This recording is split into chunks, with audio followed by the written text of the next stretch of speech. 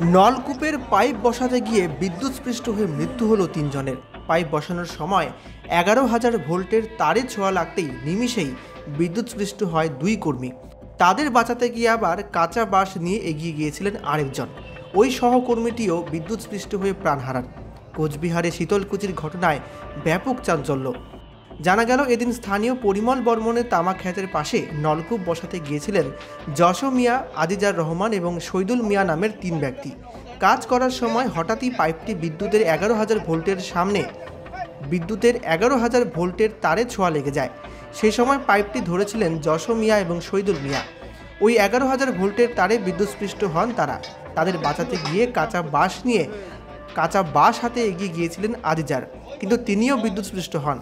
পাশের ক্ষেতে কাজ করতে থাকা বাসিন্দারা ছুটে এসে তাদের বাঁচানোর চেষ্টা করেন, তবে ঘটনাস্থলে ৩ জন প্রাণ হারান বলে জানা যাচ্ছে। এই খবর পেয়ে ঘটনাস্থলে পৌঁছায় শীতলকুচি থানার ওসি অ্যান্থনি হোরো এবং তার সঙ্গে বিশাল পুলিশ বাহিনী। দেহ ৩টি উদ্ধার করে শীতলকুচি ব্লক প্রাথমিক স্বাস্থ্যকেন্দ্রে নিয়ে যাওয়া হয়। সেখানে চিকিৎসক মৃত্যু নিশ্চিত করে। শীতলকুচি থানার ওসি জানিয়েছেন, দেহগুলি উদ্ধার করে পোস্টমর্টমের জন্য পাঠানো হবে।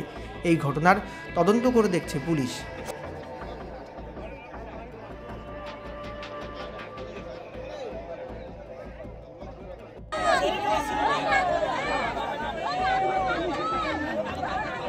ও বিবেচনা করতে